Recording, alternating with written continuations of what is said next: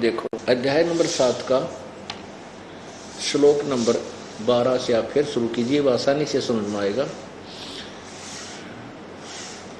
और भी जो सद्गुण से उत्पन्न होने वाले भाव हैं और जो रजगुण तथा तमोगुण से होने वाले भाव हैं, उन सबको मुझसे ही होने वाले हैं ऐसा जान, परंतु वास्तव में उनमें मैं और वे मुझ में नहीं हैं।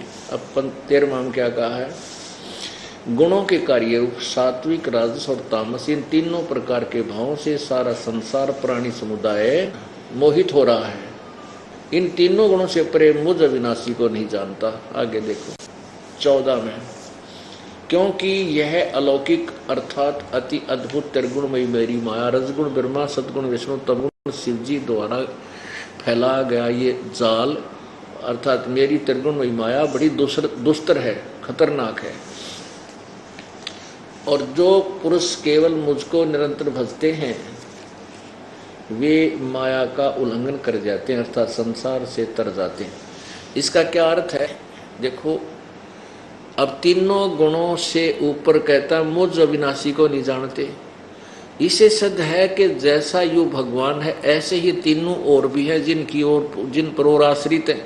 इसे सिद्ध है कि ये ब्रह्मा विष्णु महेश की तरफ संकेत है और इन ब्रह्मा विष्णु महेश के द्वारा जो लाभ सुविधा मिल रही है और इसी पर फाइनल हो बैठे जो भगतजन, इनसे आगे किसी भगवान के विषय में सुनना भी पसंद नहीं करते। जिनका ज्ञान, जिनकी बुद्धि इन्हीं से इनके ज्ञान द्वारा हरी जा चुकी है और आगे किसी की सुनते नहीं। उसके विषय में आगे देखो क्या बताया है।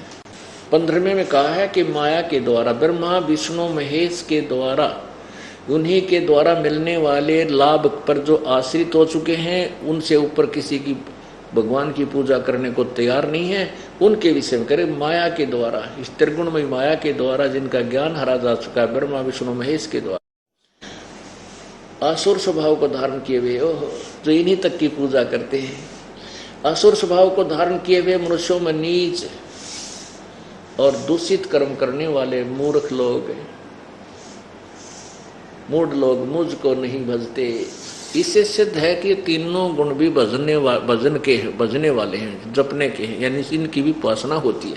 तो इसलिए रजगुण ब्रह्मा है, सतगुण विष्णु, तमगुण शिव जी।